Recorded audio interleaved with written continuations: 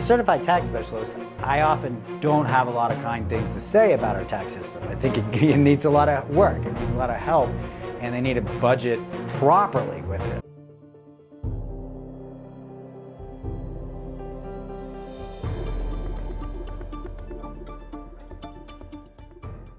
Hello, this is Nathan. Welcome back to Independence Money.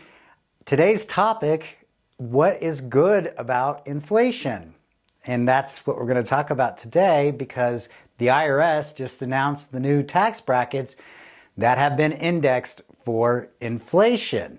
This is designed to keep what they call bracket creep. So if you're like in a certain tax bracket and then you get employment adjusted cost of living to your wages or salary due to inflation, right? You still don't have more money at the end of the year because things cost more, right? That's why it's called cost of living. The IRS doesn't want you to bracket creep into a new bracket. Now, as a certified tax specialist, I often don't have a lot of kind things to say about our tax system. I think it needs a lot of work, it needs a lot of help, and they need to budget properly with it, right? But this is a good topic. This is where I'm happy about this. So last year, they adjusted the tax brackets up by 5.4% based on CPI, but the 2024 limits just were announced by the IRS saying it's going to have a historically large 7% increase. So that's a 7 on top of a 5. That's a really solid increase to the brackets. And so, you know, that's an interesting statistic there. So keep in mind, tax brackets stack. So the first, say, $23,000 you make as a married couple is taxed at the 10% bracket. Then it goes to 12% from that 23 grand to 94 grand. 22% from 94 to all the way to 201. So a lot of Americans fit within that top layer of that tax bracket at 22. Very few Americans, like maybe the top 1%, go from, that break through that 24 all the way up to 37 bracket.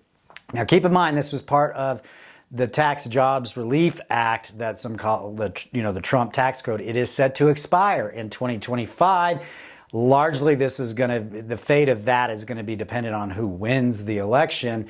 Historically, they've kind of demonized Trump, whether you like him or don't. They've really kind of demonized him, everything in the news. So I have some concern that just because it had his name kind of attached to it, like Obama was attached to Obamacare, which is really the Affordable Health Care Act, that they will not renew those tax cuts. But we'll see. A lot of Americans are used to them now, and they can always renew parts of them, like Trump's tax cut doubled the standard deduction that is set to sunset in 2025. That may be one of the pieces that they decide to keep as part of the political bantering. So speaking of that, for 2024, you've got a higher standard deduction. It's also increasing 5.4%. That raises it for married couples to $29,200, an increase of $1,500 from the current year. Single folks is $14,600. That's $750 up from the current year. So that's standard deductions. And then that's so if you made $150 as a married couple with the standard deduction in 2024, that drops your taxable income to $120,800. That again would put you in the marginal tax rate of 22%. But keep in mind the taxes stack through these different brackets as I described. So that's where we get the phrase aggregate or effective tax rate. So for a married couple making $150 of gross, taxed on $120,800, by the time it goes through the tax brackets, the effective tax rate is only 14%. That's a really big thing that I start with when I'm working with new clients or even existing clients is I have a tax calculator. It's quite simple to use. We key in all the different types of taxes because there's different kinds on different incomes, such as interest or dividends or wages or things of that nature. And then we get to that proper tax number. It's important to know that because then you're on time. Nobody likes to owe come tax time. And quite frankly, you really don't want to have too high of a refund because then you're just loaning government money, interest, and inflation free or not compensated for either is what I'm trying to say. So other good news with this change is the health savings account. I'm a big fan of the HSA. that number just went up to, or flexible spending accounts went up to $3,050, and HSAs now had an increase of 7.8%. So for a family plan, that's all the way up to $8,300.